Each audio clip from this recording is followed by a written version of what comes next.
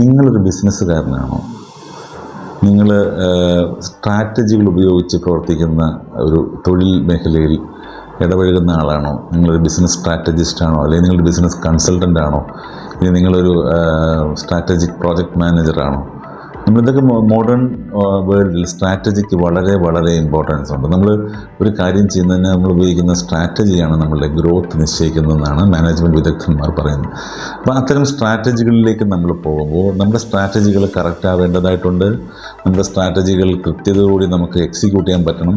അതിന് നമുക്ക് പേഷ്യൻസ് വേണം. അതിന് നമുക്ക് ഈ പറഞ്ഞ പോലെ ഇൻ്റലിജൻസ് വേണം. ഇതെല്ലാം നമുക്ക് വേണം. ഇതെല്ലാം കൂടെ ഒരുമിച്ച് ഉണ്ടാകുന്ന ഒരു കളിയെപ്പറ്റി നിങ്ങൾ ആരെങ്കിലും ചിന്തിച്ചിട്ടുണ്ടോ?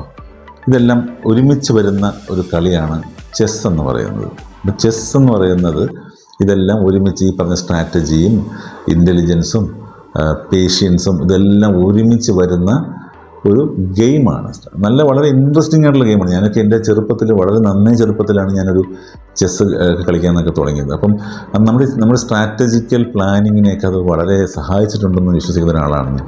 അപ്പോൾ അത്തരത്തിൽ ഈ ചെസ്സിനെയും ഇപ്പം നിങ്ങൾ ചിന്തിക്കുന്നുണ്ട്, ഈ ഇദ്ദേഹം വാസ്തുവൊക്കെ പറഞ്ഞുകൊണ്ടിരിക്കുന്ന ആൾ ചെസ്സിനെ പറ്റിയൊക്കെ സംസാരിക്കുന്ന, സ്പോർട്സിനെ പറ്റി സംസാരിക്കുന്ന ചാനൽ മാറിപ്പോയോ എന്നൊക്കെ നിങ്ങൾ ആലോചിച്ചിരിക്കും.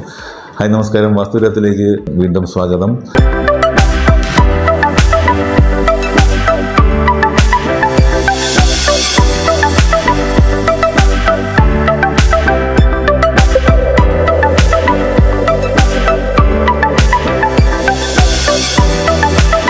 വാസ്തുവിദ്യത്തിൽ ഇന്ന് ചർച്ച ചെയ്യുന്നത് സ്ട്രാറ്റജികൾ ഇമ്പ്രൂവ് ചെയ്യാനും ബിസിനസ് ഗ്രോത്ത് വരാനും ചെസ് എന്ന് പറയുന്ന കളിയെ നിങ്ങളുടെ വീടിൻ്റെ ഏത് ഡയറക്ഷനിൽ പ്ലേസ് ചെയ്താൽ നിങ്ങൾക്ക് ഗുണം കിട്ടും. നിങ്ങൾ ചെസ് കളിക്കുന്ന ഒരാളാണെങ്കിലും അല്ലെങ്കിലും നിങ്ങളൊരു chess board, black and white chess ബോർഡിനെ നിങ്ങളുടെ വീടിൻ്റെ വടക്ക് വശത്ത്, എനിക്ക് കഴിഞ്ഞ കുറച്ച് വീഡിയോകളിൽ ഈ വടക്ക് വശത്തിനെ കോൺസെൻട്രേറ്റ് ഞാൻ പറയുന്നത് വെച്ചാൽ ഇനി എല്ലാ ഡയറക്ഷനെ കോൺസെൻട്രേറ്റ് ചെയ്ത് നിങ്ങൾക്ക് ഇതുപോലുള്ള പ്രാക്ടിക്കൽ ടിപ്സ് ഉണ്ട്. ഇത് മോഡേൺ വാസ്തു റിസർച്ചിനെ ബേസ് ചെയ്ത് പറയുന്നതാണ്.